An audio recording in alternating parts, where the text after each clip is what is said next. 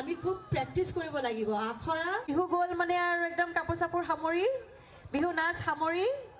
থৈ দিলে নহ'ব কিন্তু অহা বছৰলৈ আকৌ পাহৰি যাবা গোটেইখিনি চৰ্চাটো কৰি থাকিব লাগিব নহয় জানো এইখিনি বস্তু ক্লিয়াৰ হৈ থাকিব আৰু লগতে আজিকালি ইমান বেছি কম্পিটিশ্যন হৈ গৈছে নাচটো লৈ পেলাই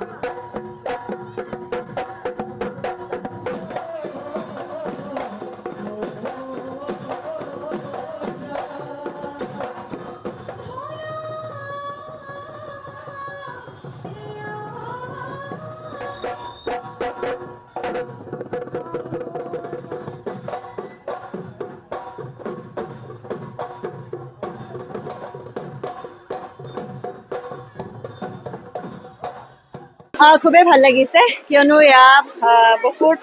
মোক প্ৰথম অহা নহয় বহুবাৰ আহিছোঁ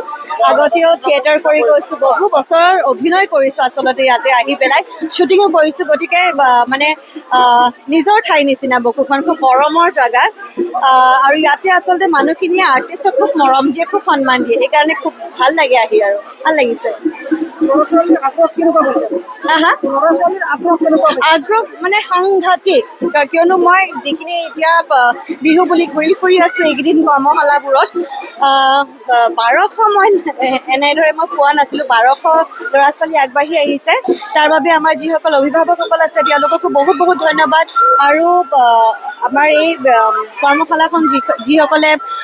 আয়োজন কৰিছে উদ্যোক্তাসকলকো যথেষ্ট ধন্যবাদ তেওঁলোকে ইমান সুন্দৰকৈ মানে গোটেইখিনি বস্তু এৰেঞ্জ কৰিছে এইটো সহজ কথা নহয় আচলতে আৰু সৰু ফিল্ড এখনত ইমানখিনি নাচনীক একেলগে প্ৰশিক্ষণ দি থকাটো সহজ কথা নহয় লগতে নাচৰ লগত ঢোল বাদনৰো যে প্ৰশিক্ষণ দিছে যথেষ্ট ডাঙৰ শলাগ ল'বলগীয়া কথা 58 সংখ্যক বকো আঞ্চলিক ৰঙালী বিহু সন্মিলনে বিগত বছৰবোৰৰ দৰে এইবাৰ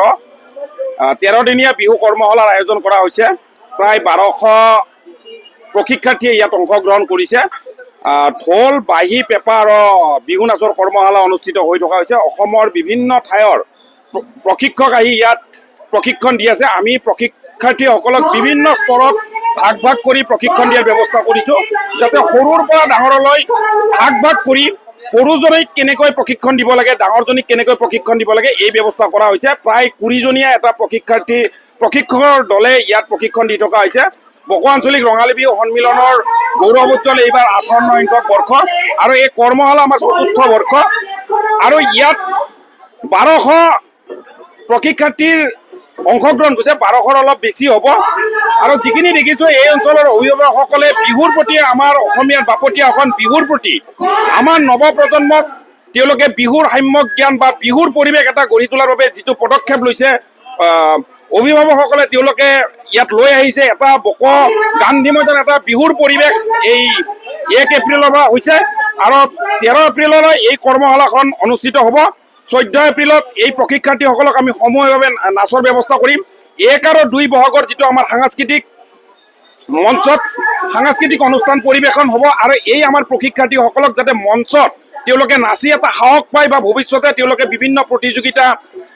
বিহু নাচ প্ৰতিযোগিতাত তেওঁলোকে অংশগ্ৰহণ কৰাৰ পৰা প্ৰাৰম্ভিক যিটো সাহস সেই সাহসটো পাবৰ কাৰণে আমি মঞ্চত তেওঁলোকক গ্ৰুপ কৰি আমি নাচাৰ ব্যৱস্থা কৰিম